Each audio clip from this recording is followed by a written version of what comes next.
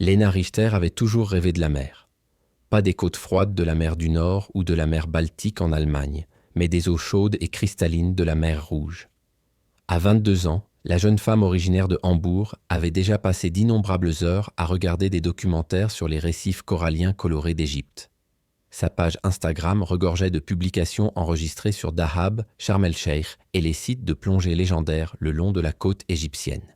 Lena travaillait depuis 3 ans comme graphiste dans une petite agence à Hambourg. Le travail était stable, le salaire correct, mais il manquait quelque chose. Un soir d'août 2019, assise dans son petit appartement d'Eimsbüttel, elle faisait défiler les réseaux sociaux lorsqu'elle tomba sur une annonce. Un cours intensif de 4 semaines sur la biologie marine et la plongée à Hurghada, en Égypte. Le programme s'adressait aux jeunes adultes qui souhaitaient en savoir plus sur la protection des océans. L'hébergement, les repas et l'équipement de plongée étaient inclus. Le coût était raisonnable. Sans hésiter, Lena a rempli le formulaire d'inscription. Sa meilleure amie Sarah a tenté de la dissuader. L'Égypte? Toute seule? N'est-ce pas dangereux? Lena a balayé ses objections d'un revers de main. Des millions de touristes s'y rendent chaque année. C'est une destination touristique bien établie. De plus, je ne serai pas seule. C'est un cours organisé avec d'autres participants. Sarah restait sceptique, mais Lena avait pris sa décision. Elle avait besoin de changer d'air, de vivre une aventure, de sortir de sa routine. Ses parents, Thomas et Sabine Richter, étaient également inquiets, mais ils ont essayé de soutenir leur fille. Lena était adulte, responsable. Elle avait déjà voyagé seule à travers l'Europe. Thomas, ingénieur à la retraite, a insisté pour que Lena souscrive une assurance voyage et communique son adresse exacte. Sabine, enseignante en primaire, a préparé une trousse de premiers secours pour sa fille et lui a rédigé une liste de numéros d'urgence. « Appelle-nous tous les 2 jours, lui demanda Sabine.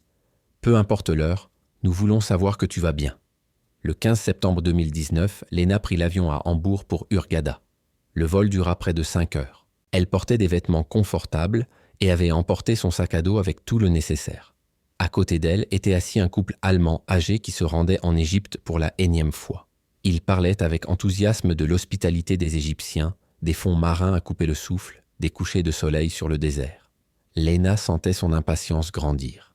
L'atterrissage à Hurghada s'est déroulé sans encombre. L'aéroport était moderne, climatisé et rempli de touristes venus du monde entier. Lena a récupéré ses bagages et est passée par le contrôle des passeports. Un jeune Égyptien muni d'une pancarte l'attendait à la sortie. Le nom du programme de protection marine y était inscrit.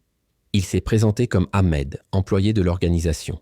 Il parlait bien anglais et avait un sourire amical. Il conduisit Lena à un minibus où 3 autres participants attendaient déjà. 2 jeunes femmes des Pays-Bas et un homme de France. Tous avaient entre 20 et 25 ans. Tous avaient la même lueur dans les yeux. Le trajet jusqu'à l'hébergement dura environ 40 minutes. Ils quittèrent la zone hôtelière moderne d'Hurghada et roulèrent vers le sud le long de la côte jusqu'à une petite ville appelée El Gouna. Ce n'était pas une destination touristique typique. El Gouna était une ville artificielle, construite dans les années 90, avec des canaux, des lagunes et des bâtiments bas de style méditerranéen. On y trouvait des restaurants internationaux, des petits magasins, des ports de plaisance et surtout une communauté très soudée composée d'habitants locaux et de résidents étrangers. L'hébergement était simple mais propre. Une maison d'hôte de 2 étages située directement au bord de l'eau. Lena partageait une chambre avec l'une des femmes néerlandaises, Julia. La chambre avait 2 lits simples, une petite armoire et une fenêtre donnant sur la lagune. Ce n'était pas luxueux, mais c'était exactement ce que Lena avait imaginé. Authentique, proche de l'eau, pratique. Le premier soir, tous les nouveaux participants se sont réunis dans la salle commune. Ils étaient 12 au total. La responsable du cours, une Allemande du nom de Dr Petra Schneider, a présenté le programme. Petra avait la quarantaine bien sonnée. C'était une biologiste marine expérimentée qui travaillait en Égypte depuis plus de 15 ans. Elle a parlé avec une autorité tranquille de l'importance de la protection des océans, des menaces qui pèsent sur les récifs coralliens, du rôle que chacun peut jouer. Les 2 premières semaines seraient consacrées à des cours théoriques et à la formation à la plongée. Les 2 dernières semaines seraient consacrées au travail sur le terrain, à la collecte de données sous-marines et à la documentation sur la santé des coraux. Lena était ravie. Elle allait enfin apprendre ce qu'elle avait toujours voulu savoir. Comment plonger correctement, comment identifier les organismes marins, comment contribuer à la préservation des océans. Le groupe s'entendait bien dès le départ. Julia des Pays-Bas était vive et drôle. Marc de France était plus calme, mais intelligent et attentif. Les autres venaient d'Allemagne, de Belgique et de Suisse. Un groupe hétéroclite uni par la même passion. Les journées suivaient un rythme bien défini. Lever à 6 heures du matin. Petit déjeuner à 7 heures. Cours théorique de 8 heures à midi. Pause déjeuner. Entraînement de plongée l'après-midi de 14 heures à 18 heures. Dîner à 19 heures. Puis temps libre. Parfois, ils allaient ensemble dans l'un des restaurants d'El Gouna. Parfois, ils s'asseyaient sur la jetée et observaient les étoiles au-dessus de la mer Rouge. Léna écrivait chaque soir des messages à ses parents. Tout est parfait. Les gens sont formidables. L'eau est incroyablement claire. J'apprends tellement de choses. Au bout de 2 semaines, Léna a obtenu son brevet de plongée. Elle était désormais officiellement plongeuse Advanced Open Water. Fière, elle a posté une photo d'elle avec son brevet sur Instagram. Ses amis ont laissé des commentaires enthousiastes. Sarah a écrit « Tu rayonnes. Je suis tellement contente que tu fasses ça. » Les parents de Léna ont partagé la photo sur Facebook avec la légende « Notre fille, la plongeuse ». La 3e semaine a commencé par du travail sur le terrain. Chaque jour, ils ont plongé vers différents récifs, documenté le blanchiment des coraux, compté les espèces de poissons et prélevé des échantillons d'eau. C'était un travail épuisant, mais gratifiant. Pour la première fois depuis longtemps, Léna se sentait vraiment vivante. Ici, sous l'eau, entourée de bancs de poissons colorés, flottant au-dessus de formations coralliennes anciennes, elle était exactement là où elle devait être. Le soir du 22 octobre, le Dr Schneider a annoncé quelque chose de spécial. Le week-end suivant, les 25 et 26 octobre, il n'y aurait pas de cours officiel. À la place, une grande fête était prévue sur la plage, un événement annuel qui réunissait différentes écoles de plongée et organisations de protection marine de la région. La fête se déroulait à environ 30 km au sud, dans une baie isolée.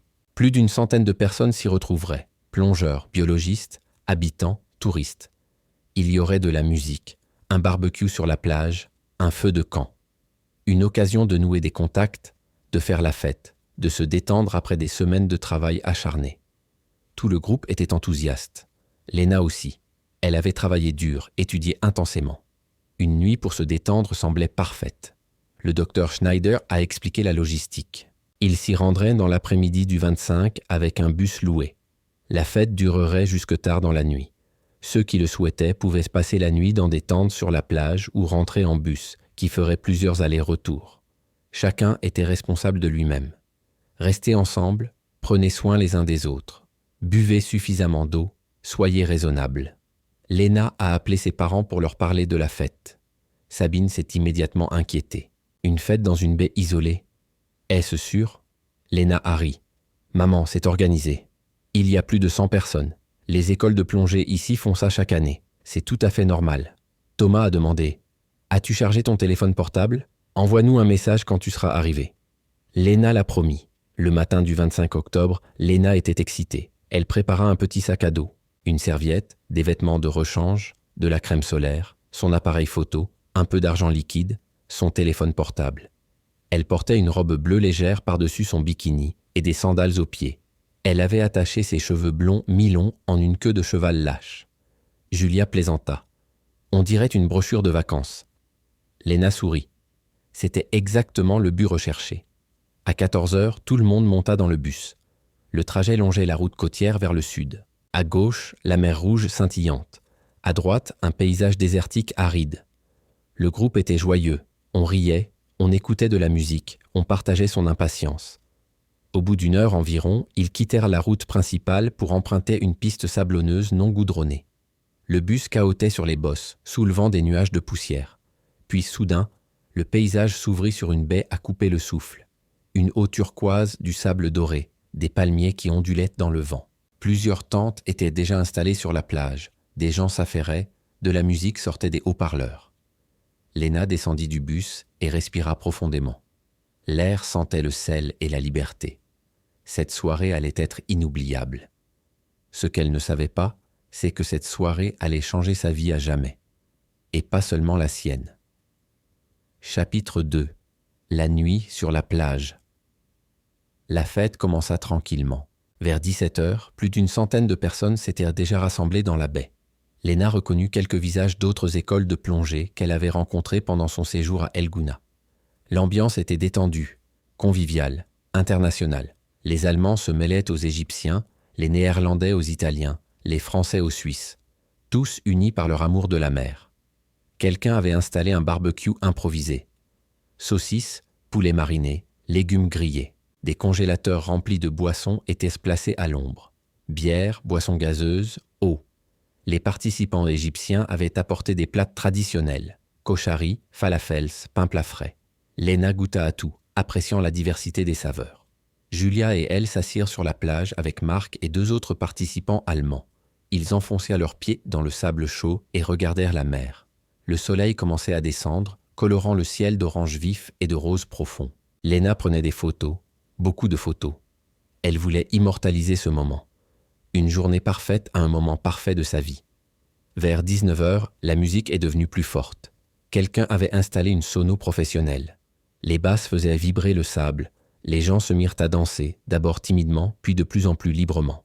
Léna dansa avec Julia, rit, se laissa emporter par l'énergie de la foule.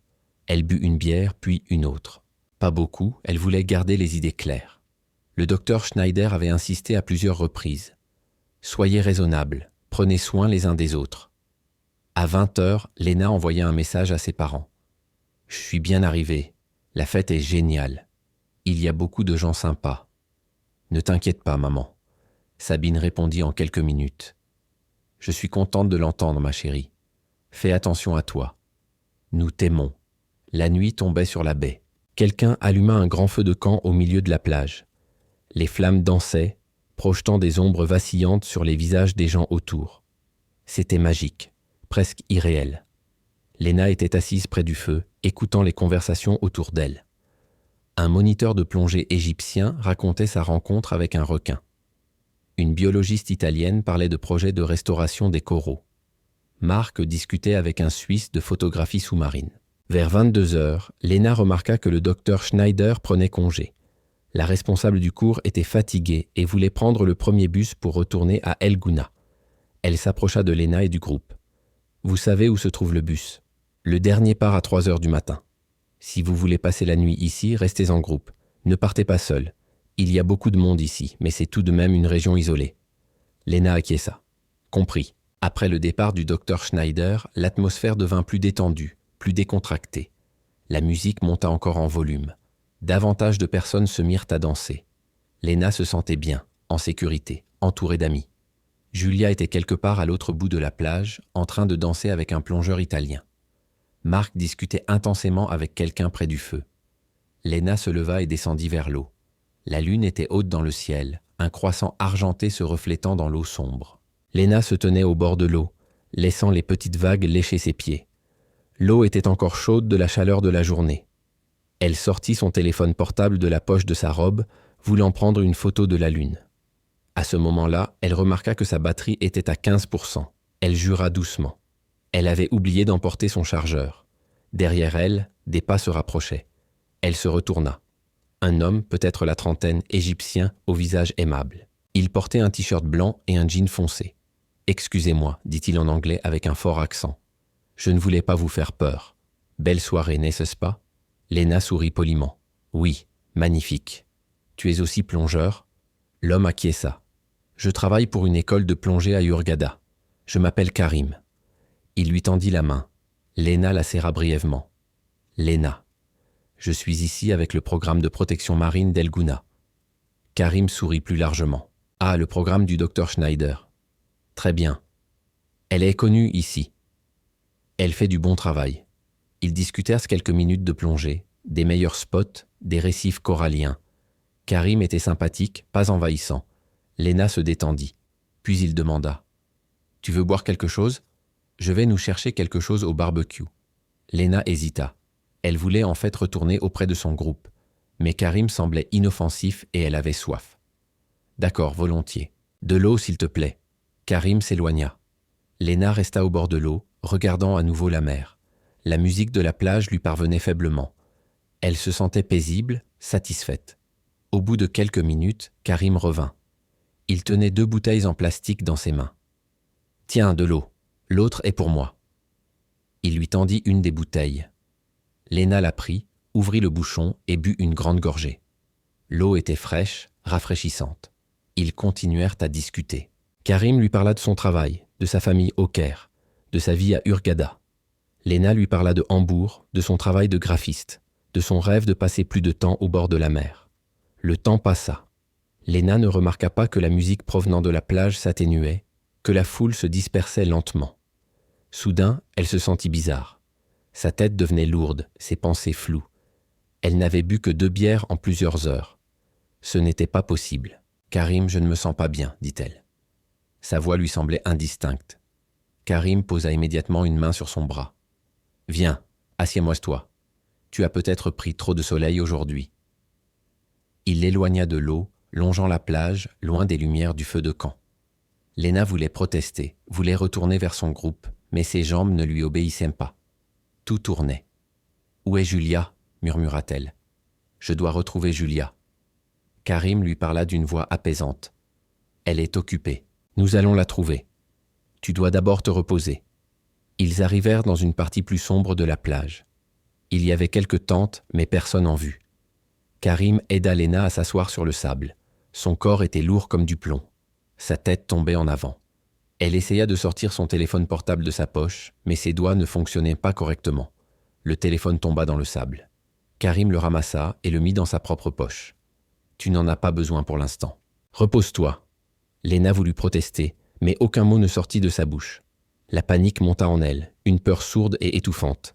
Qu'est-ce qui lui arrivait? Que lui avait-il donné? Elle essaya de se lever, de s'enfuir, mais Karim la repoussa. Son masque amical avait disparu. Son visage était désormais dur, froid. « Tais-toi » siffla-t-il en arabe, puis dans un anglais approximatif. « Ne crie pas. Personne ne t'entendra ici. » Léna essaya quand même de crier, mais seul un faible gémissement sortit de sa bouche. Karim posa une main sur sa bouche. De l'autre main, il commença à tirer sur sa robe. Léna se débattit, essaya de se défendre, mais son corps ne réagissait presque plus. Des larmes coulèrent sur son visage. Cela ne pouvait pas arriver. Cela ne devait pas arriver. À ce moment-là, ils entendirent des voix. Quelqu'un s'approchait. Karim se figea, s'arrêta. Les voix se faisaient plus fortes. Un groupe de personnes, peut-être 3 ou 4, se promenait le long de la plage. Karim jura doucement en arabe. Il lâcha Léna et se leva. « Tu as de la chance » siffla-t-il. Puis il disparut dans l'obscurité entre les tentes. Léna était allongée sur le sable, incapable de bouger. Sa tête bourdonnait. Les voix se rapprochaient. Puis soudain, des gens se tinrent au-dessus d'elle. Une femme cria quelque chose en italien. Quelqu'un s'agenouilla à côté de Léna. « Et ça va? Que s'est-il passé ?» Léna essaya de parler, mais sa langue était engourdie. « À l'aide » finit-elle par articuler. « S'il vous plaît. » Le groupe l'aida à se relever et la soutint. « On te ramène au feu. » Léna tituba entre eux, à demi inconsciente. Lorsqu'ils arrivèrent au feu de camp, il ne restait plus que quelques personnes. La fête était terminée. Julia était assise près du feu avec Marc, cherchant manifestement quelqu'un. Lorsqu'elle vit Léna, elle bondit. « Mon Dieu, Léna! Où étais-tu? Je t'ai cherché partout. » Léna s'effondra. Julia la rattrapa. Les Italiens expliquèrent où ils avaient trouvé Léna. Marc appela immédiatement à l'aide. Quelqu'un apporta de l'eau. Léna but avidement, essayant de clarifier ses pensées. « Que s'est-il passé » demanda Julia à plusieurs reprises. Léna raconta avec hésitation l'histoire de Karim, de l'eau, de ce qu'elle avait soudainement ressenti. Le visage de Marc devint grave. « Nous devons aller à la police. Ce n'était pas un hasard. Il a mis quelque chose dans ton eau. » L'un des Italiens acquiesça. Du GHB ou du Rohypnol. Une drogue du viol classique. Le bus les ramena à El Gouna. Il était un peu plus de 3 heures du matin. Léna était assise entre Julia et Marc, tremblant malgré la chaleur de la nuit. Elle avait mal à la tête, son corps lui semblait étranger. L'effet de la drogue s'estompait lentement, mais le souvenir de ses mains, de sa voix, de son propre sentiment d'impuissance s'imprimait de manière indélébile dans sa mémoire. Julia a tenu la main de Léna pendant tout le trajet. « Tu es en sécurité maintenant. Tu es en sécurité. » Marc était assis à l'avant et parlait à voix basse avec le chauffeur. « Vous devez aller à la police. Immédiatement. » Le chauffeur, un Égyptien âgé, acquiesça avec hésitation. Il semblait mal à l'aise avec la situation. Arrivés à El Gouna, ils ne se rendirent pas à leur hébergement, mais directement au petit poste de police situé à la périphérie de la ville. Le bâtiment était discret, à 2 étages, avec de la peinture blanche écaillée. Devant l'entrée, un jeune policier était assis sur une chaise en plastique et fumait une cigarette. Lorsque le bus s'arrêta, il leva les yeux d'un air ennuyé. « Marc aida Léna à descendre. Julia resta près d'elle. Le policier se leva et les regarda d'un air méfiant. « Que se passe-t-il » demanda-t-il en arabe. Marc répondit en anglais. « Cette femme a été agressée. Lors de la fête sur la plage cette nuit. Quelqu'un lui a donné de la drogue. Nous devons porter plainte. » Le policier fit la grimace. Une plainte. Au milieu de la nuit. Il ne parlait pas anglais ou faisait semblant. Marc s'impatientait. « Y a-t-il quelqu'un ici qui parle anglais ? Nous avons besoin d'aide. Maintenant. » Le policier soupira et entra dans le bâtiment. Après plusieurs minutes, un officier plus âgé sortit. Il portait un uniforme froissé et avait les yeux fatigués. « Quel est le problème ?» demanda-t-il dans un anglais approximatif. Léna essaya de parler, mais sa voix se brisa. Julia prit le relais. « Un homme a mis quelque chose dans le verre de mon amie. Il a essayé de l'agresser. Elle n'a été sauvée que parce que d'autres personnes sont arrivées. Nous avons besoin d'un médecin et nous devons porter plainte. » Le fonctionnaire se gratta la tête. Une fête sur la plage. Beaucoup d'alcool. Peut-être qu'elle a juste trop bu. Léna secoua la tête, des larmes coulèrent sur son visage. Non. J'ai bu 2 bières, en 4 heures. Il m'a donné quelque chose. Je ne pouvais plus bouger. Le policier haussa les épaules. Difficile à prouver. Où est cet homme maintenant ? Parti, dit Marc. Il a disparu quand d'autres personnes sont arrivées. Mais il s'est présenté sous le nom de Karim. Il prétend travailler pour une école de plongée à Hurghada. Vous devez vérifier cela. Le policier nota quelque chose dans un carnet usé. Karim. Un nom courant. Une école de plongée. Il y a beaucoup d'écoles de plongée. Avez-vous vu son visage ? Léna acquiesça. Je peux le décrire. La trentaine, environ 1,80 m, cheveux foncés, barbe courte, t-shirt blanc. Le fonctionnaire continua à écrire, lentement, sans intérêt. Et ensuite, que s'est-il passé ? Léna raconta tout, hésitante, en larmes. Le fonctionnaire l'interrompit à plusieurs reprises. Pourquoi l'avez-vous suivi ? Pourquoi avez-vous bu son eau ? Pourquoi étiez-vous seul sur la plage ? Julia explosa. Qu'est-ce que ça veut dire ? C'est elle la victime ici. Arrêtez de lui faire porter le chapeau. Le fonctionnaire leva les mains en signe de défense. Je ne blâme personne. Je pose seulement des questions. C'est mon travail. Marc s'avança. Nous avons besoin d'un médecin. Elle doit être examinée. Il pourrait encore y avoir des traces de drogue dans son sang. Mais nous devons agir rapidement. Le fonctionnaire secoua la tête. Le médecin n'arrivera qu'à 8 heures du matin. Vous devez attendre. Léna sentit le désespoir monter en elle. Mais alors, des heures auront passé. La drogue aura disparu de mon organisme. Le fonctionnaire haussa à nouveau les épaules. Ce n'est pas ma décision. Pas de médecin avant 8 heures. Marc se mit en colère. C'est absurde. Vous détruisez délibérément des preuves. Le fonctionnaire se leva. Son ton devint plus sec. Faites attention à la façon dont vous me parlez. J'essaie d'aider. Mais je ne peux pas tirer un médecin du lit pour une touriste ivre qui prétend que quelqu'un lui a donné quelque chose. Julia attrapa le bras de Léna. Viens, on s'en va. Ça ne sert à rien. On va à l'hôpital d'Hurghada. Là-bas, on nous aidera. Mais le fonctionnaire bloqua la sortie. Vous avez déposé plainte. Vous devez rester ici jusqu'à ce que j'aie tout enregistré. Sinon, nous ne pouvons rien faire. Les 2 heures qui suivirent furent un cauchemar. Léna dut raconter son histoire encore et encore. Différents fonctionnaires vinrent lui poser les mêmes questions. Personne ne lui a proposé d'eau. Personne n'a fait preuve de compassion. Au contraire, on lui a posé des questions qui laissaient entendre qu'elle était elle-même responsable. Pourquoi portez-vous une robe aussi courte ? Avez-vous flirté avec cet homme ? Êtes-vous sûr de n'avoir bu que 2 bières ? Julia et Marc ont tenté d'intervenir, mais ils ont été réduits au silence à plusieurs reprises. Vers 6 heures du matin, Léna a enfin été autorisée à partir. Le fonctionnaire lui a remis un papier froissé. Sa plainte. Revenez demain pour d'autres questions. Nous allons essayer de retrouver ce Karim. Mais je ne vous promets rien. Dehors, l'aube se levait. Le ciel se teintait de rose. Léna se tenait dans la rue, tremblante, épuisée, brisée. Julia la serrait fort dans ses bras. Nous t'emmenons à l'hôpital. Peu importe ce que dit la police. Marc avait déjà appelé un taxi. Le trajet jusqu'à Hurghada dura 30 minutes. Léna regardait par la fenêtre, mais ne voyait rien. À l'hôpital, le traitement fut plus efficace, mais non moins humiliant. Une infirmière lui fit une prise de sang. Un médecin l'examina superficiellement. Aucune blessure visible, à part quelques bleus sur les bras. Les analyses de sang prendraient des heures. Le médecin, un homme d'âge moyen à l'air fatigué, était objectif. Avec un peu de chance, nous trouverons encore des traces. Mais le GHB est rapidement éliminé par l'organisme. Au bout de 6 heures, il n'y a souvent plus rien de détectable. Léna pleurait en silence. 6 heures s'étaient déjà écoulées. Julia lui tenait la main. « Ce n'est pas ta faute. Rien de tout cela n'est de ta faute. » Mais Léna ressentait de la honte, une honte profonde et brûlante. Elle se sentait stupide, naïve, imprudente. Pourquoi était-elle partie avec lui? Pourquoi avait-elle bu l'eau? Chapitre 4. Les résultats.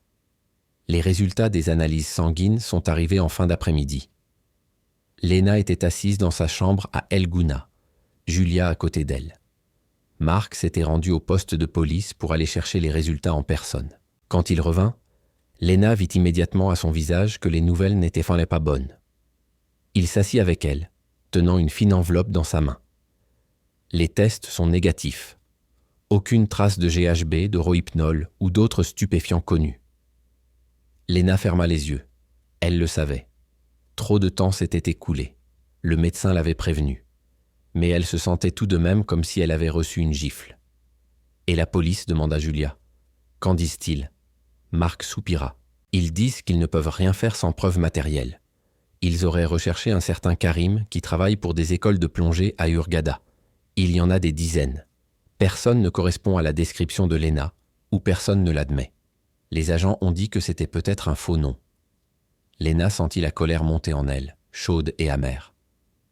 Bien sûr que c'était un faux nom. Il savait exactement ce qu'il faisait. C'était prémédité. Marc acquiesça.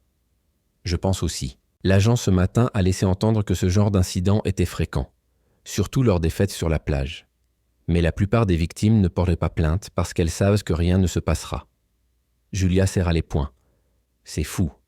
Ça veut dire que ce type va continuer. Prochaine fête, prochaine victime. Et personne ne l'arrêtera. Marc baissa les yeux. C'est exactement ça. La police m'a dit ouvertement qu'elle devait établir des priorités. Sans preuve, sans témoin pouvant identifier l'agresseur, l'affaire ne sera pas poursuivie. Léna se leva et alla à la fenêtre. Dehors, la lagune scintillait paisiblement sous le soleil de l'après-midi. Il y a 2 jours, elle se sentait si en sécurité ici, si heureuse. Maintenant, tout semblait empoisonné. « Je vais appeler mes parents », dit-elle doucement. « Ils doivent être mis au courant. » Julia posa une main sur son épaule. « Tu veux que je vienne avec toi ?» Léna secoua la tête. « Non, je dois le faire seule. » Elle se rendit sur la petite véranda et ferma la porte derrière elle. Ses mains tremblaient lorsqu'elle sortit son téléphone portable de sa poche. Karim le lui avait rendu lorsque les Italiens étaient arrivés, sans doute pour ne pas créer de preuves supplémentaires à son encontre. Elle composa le numéro de ses parents à Hambourg. La sonnerie retentit 3 fois, puis Sabine décrocha. « Léna ? Chérie, comment vas-tu ? Nous avons vu ton message hier. Comment était la fête ?» Léna essaya de parler, mais sa voix se brisa immédiatement. « Maman, il s'est passé quelque chose. » Le ton de Sabine changea instantanément. « Quoi ? Que se passe-t-il ? Es-tu blessée ?» Léna raconta tout.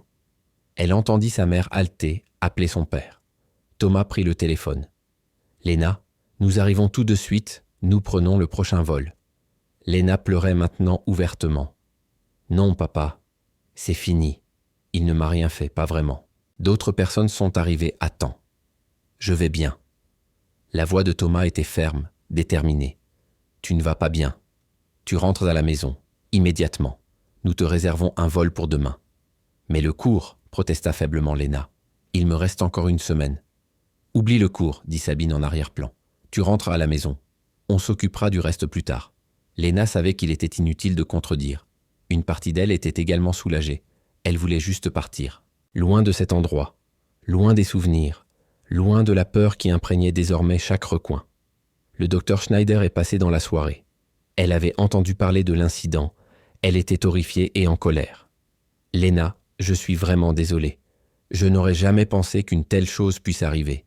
Ces faits ont toujours été considérées comme sûres. » Léna était assise sur son lit, les genoux serrés contre sa poitrine. « Ce n'est pas votre faute. Vous m'aviez prévenu. Vous aviez dit que nous devions rester ensemble. » Le docteur Schneider s'assit à côté d'elle. « Je me sens quand même responsable. J'ai parlé à la police. Ils m'ont confirmé que sans preuve, l'affaire ne serait pas poursuivie. Mais j'ai des contacts avec une avocate allemande au Caire. Elle est spécialisée dans ce genre d'affaires. Elle pourra peut-être t'aider. Lena secoua la tête. Mes parents veulent que je rentre à la maison demain. Je pense que c'est mieux ainsi. La responsable du cours acquiesça lentement. Je comprends. Mais si jamais tu veux revenir ici, pour quelque raison que ce soit, contacte-moi. Tu as des amis ici. Tu n'es pas seul. Lena la remercia, mais savait à ce moment-là qu'elle ne reviendrait jamais. Ce rêve était mort cette nuit-là sur la plage.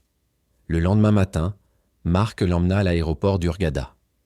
Julia lui avait dit au revoir en pleurant et avait promis de rester en contact. Le départ était prévu à 14 heures. Lena était assise dans le hall des départs, les yeux rivés sur le tableau d'affichage. Marc resta avec elle jusqu'à la fin. « Prends soin de toi », lui dit-il lorsqu'elle dut passer le contrôle de sécurité. « Et n'abandonne pas. Tu es plus forte que tu ne le penses. » Dans l'avion, Lena était assise côté hublot.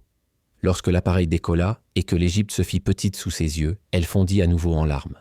La femme assise à côté d'elle, une Allemande âgée, posa une main sur son bras avec inquiétude. « Tout va bien ?» Lena se contenta d'acquiescer, incapable de parler. Rien n'allait bien, et elle ne savait pas si cela irait un jour mieux. À Hambourg, Thomas et Sabine l'attendaient à la porte d'embarquement. Sabine serra sa fille si fort dans ses bras que Lena pouvait à peine respirer. « Mon bébé, mon pauvre bébé. » Thomas avait les larmes aux yeux, mais essayait de rester fort. « Nous sommes là pour toi maintenant. Tout ira bien. » Mais Lena ne le croyait pas. Comment les choses pourraient-elles s'arranger? Les premières semaines après son retour à Hambourg furent les plus difficiles de la vie de Lena. Elle ne quittait presque pas son appartement, se faisait porter malade au travail, ignorait les messages de ses amis. Seule Sarah venait régulièrement lui rendre visite, lui apportait à manger, s'asseyait simplement à côté d'elle sans poser trop de questions. La nuit, Lena ne pouvait pas dormir. Dès qu'elle fermait les yeux, elle voyait le visage de Karim, sentait sa main sur sa bouche, ressentait la paralysie dans ses membres. Sabine l'a poussée à consulter un thérapeute. Début novembre, Lena a eu son premier rendez-vous avec le docteur Anna Hoffmann, une psychologue spécialisée dans les traumatismes. Les premières séances ont été pénibles. Lena pouvait à peine parler de ce qui s'était passé sans s'effondrer. Mais le docteur Hoffmann était patiente et empathique. Elle expliqua que les réactions de Lena étaient pas normales, que la honte et la culpabilité étaient des sentiments typiques chez les victimes de violences sexuelles, même si l'agression n'avait pas été menée à terme. « Ce n'est pas ta faute », répétait le docteur Hoffmann à chaque séance. « Tu n'as rien fait de mal. Il t'a choisi, manipulé, drogué. C'était prémédité. C'était un crime. » Intellectuellement, Lena comprenait cela. Émotionnellement, c'était plus difficile à accepter. En décembre, quelque chose d'inattendu s'est produit. Lena a reçu un email d'une femme nommée Christina Baumann. Christina était allemande, la trentaine, et vivait à Berlin. Elle avait entendu parler du cas de Lena par l'avocate du Caire, avec laquelle le docteur Schneider avait pris contact. Christina écrivait qu'en 2017, à Dahab, également en Égypte, elle avait vécu une expérience similaire. Un homme, moniteur de plongée, avait versé quelque chose dans son verre lors d'une fête sur la plage. Elle avait réussi à s'échapper avant que quelque chose de pire ne se produise, mais la police avait refusé d'enquêter. Pas de preuves, pas de témoins, pas d'affaires. Lena répondit avec hésitation. En quelques jours, elles ont eu des échanges intenses. Christina connaissait 2 autres femmes, une Autrichienne et une Suissesse, qui avaient vécu des expériences similaires en Égypte. Toutes avaient porté plainte, toutes avaient été rejetées. Un schéma se dessinait, impossible à ignorer. Des agressions ciblées contre des touristes étrangères lors de fêtes sur la plage, toujours avec des stupéfiants, toujours sans conséquences pour les auteurs. Il y a 2 ans, Christina avait fondé une petite organisation, Travel Safe Egypt, afin d'alerter les autres voyageurs et d'aider les victimes. Elle a suggéré à Lena de rendre son histoire publique, pas en donnant son nom complet si elle ne le souhaitait pas, mais en donnant les détails. D'autres femmes doivent savoir que cela se produit, et peut-être que si la pression devient suffisante, le gouvernement égyptien sera contraint d'agir. Lena était indécise. Rendre son histoire publique signifiait exposer sa honte au monde entier. Mais Christina avait raison. Combien de femmes avaient été victimes après elle? Combien d'autres le seraient encore si personne ne parlait? En janvier 2020, Lena a pris sa décision. Elle a rédigé un rapport détaillé sur son expérience, d'abord de manière anonyme, puis l'a publié sur le site web de Travel Safe Egypt. La réaction a été impressionnante. En quelques jours, plus de 20 autres femmes se sont manifestées. Des Allemandes, des Françaises, des Britanniques, des Américaines. Toutes avec des histoires similaires. Égypte, Maroc, Tunisie. Fêtes sur la plage, cours de plongée, excursions dans le désert. Stupéfiants, agressions, police indifférente. Un problème systémique est apparu au grand jour. Christina a organisé une réunion en ligne avec toutes les femmes qui étaient prêtes à partager leur histoire. Léna y a participé, sa caméra éteinte. Elle a écouté les femmes raconter leur histoire les unes après les autres. Le schéma était toujours le même. Des hommes charmants, aimables, souvent liés au secteur du tourisme. Des drogues dans les boissons. L'impuissance. Et puis, lorsque les victimes se sont rendues à la police, le désintérêt, voire des accusations. Que portiez-vous ? Pourquoi étiez-vous seul ? Aviez-vous bu ? L'une des femmes, Sophie, originaire de Suisse, n'avait pas abandonné. Elle avait déposé plainte auprès de l'ambassade d'Égypte à Berne, contacté des journalistes, fait du bruit. Rien n'avait fonctionné, mais elle n'avait pas cessé de se battre. « Nous devons nous faire entendre davantage », a déclaré Sophie. « Nous avons besoin de l'attention des médias. Nous avons besoin de la pression de nos propres gouvernements. » En février, une journaliste allemande, Anna Bergmann, du magazine Der Spiegel, a écrit un article détaillé sur ces incidents. Elle a interviewé Léna, Christina et 4 autres femmes. L'article a été publié sous le titre « Cauchemar sous les palmiers ». Comment les touristes en Égypte deviennent des victimes et personne ne les aide. La réaction a été énorme. Des milliers de commentaires, dont beaucoup provenaient de femmes qui avaient vécu des expériences similaires, non seulement en Égypte, mais dans de nombreux pays. Le gouvernement égyptien a réagi avec indignation à cet article. Un porte-parole du ministère du Tourisme l'a qualifié de diffamatoire et d'exagéré. L'Égypte serait l'un des pays les plus sûrs au monde pour les voyageurs. Des cas isolés ne reflèteraient pas la réalité. Mais la pression a augmenté. Le ministère allemand des Affaires étrangères a publié une mise à jour de son avertissement aux voyageurs, mettant explicitement en garde contre les agressions sous stupéfiants lors de fêtes sur la plage. Thomas Richter, le père de Léna, est passé à l'action. C'était quelqu'un qui prenait les choses en main, qui trouvait des solutions. Il a contacté un ami avocat qui avait une expérience internationale. Ensemble, ils ont examiné s'il était possible d'engager des poursuites judiciaires, non pas contre Karim, qui n'avait jamais été identifié, mais contre les autorités égyptiennes pour violation de leur devoir de diligence envers les touristes étrangers. L'avocat était sceptique. D'un point de vue juridique, c'est presque impossible. L'Égypte est souveraine. Nous ne pouvons pas les forcer à mener une enquête différente. Mais politiquement, cela pourrait fonctionner. Si la pression est suffisante, si suffisamment de pays avertissent leurs citoyens de ne pas se rendre en Égypte, l'industrie du tourisme en souffrira. Et le tourisme est vital pour l'économie égyptienne. En mars 2020, la pandémie de Covid est arrivée. Le monde s'est arrêté. L'Égypte a fermé ses frontières. Le tourisme s'est effondré. La campagne de Léna a marqué le pas. Mais elle n'a pas abandonné. Elle a profité de cette période pour rester en contact avec d'autres victimes, pour rassembler des ressources, pour créer une documentation complète de tous les cas signalés. À l'automne 2021, alors que le monde s'ouvrait à nouveau lentement, la campagne de Léna a pris un nouvel élan. Christina avait lancé une pétition adressée aux Nations Unies et à l'Union africaine, demandant de meilleures mesures de protection pour les touristes dans les pays d'Afrique du Nord. En 6 mois, elles ont recueilli plus de 200 000 signatures. La pétition a été officiellement déposée, mais n'a pas reçu beaucoup d'écho. Entre-temps, Léna avait poursuivi sa thérapie et était arrivée à un stade où elle pouvait parler de ce qui lui était arrivé sans s'effondrer. Le docteur Hoffman l'a encouragée à continuer. Vous surmontez votre traumatisme en le transformant en quelque chose de productif. C'est une approche saine. Mais n'oubliez pas de prendre soin de vous. En janvier 2022, un événement a tout changé. Une jeune Française nommée Claire Dubois a été agressée lors d'une fête sur la plage à Marsa Alam, au sud d'Hurghada. Comme Léna, on avait mélangé quelque chose à sa boisson. Mais Claire a eu de la chance dans son malheur. Son amie s'est méfiée lorsqu'elle s'est soudainement comportée de manière étrange, a immédiatement pris une photo de l'homme qui lui avait donné la boisson et a appelé la police. Cette fois, il y avait des preuves. La photo, plusieurs témoins, et Claire a été immédiatement transportée à l'hôpital où des traces de GHB ont été détectées dans son sang. L'homme a été arrêté. Il s'appelait Mahmoud Aziz, avait 36 ans et travaillait comme guide touristique indépendant. En fouillant son appartement, la police a trouvé sur son ordinateur des centaines de photos de femmes étrangères, certaines inconscientes, dans des situations compromettantes. Il est apparu clairement que Mahmoud avait systématiquement drogué et abusé de touristes depuis des années. Les photos étaient ses trophées. Christina a immédiatement contacté les autorités françaises et leur a proposé la documentation de Travel Safe Egypt. Elle a envoyé des descriptions, des périodes, des lieux. Plusieurs femmes de sa base de données ont identifié Mahmoud sur les photos comme étant l'homme qui les avait agressés. Léna n'en faisait pas partie. Mahmoud n'était pas Karim. Mais cela ne rendait pas l'affaire moins importante.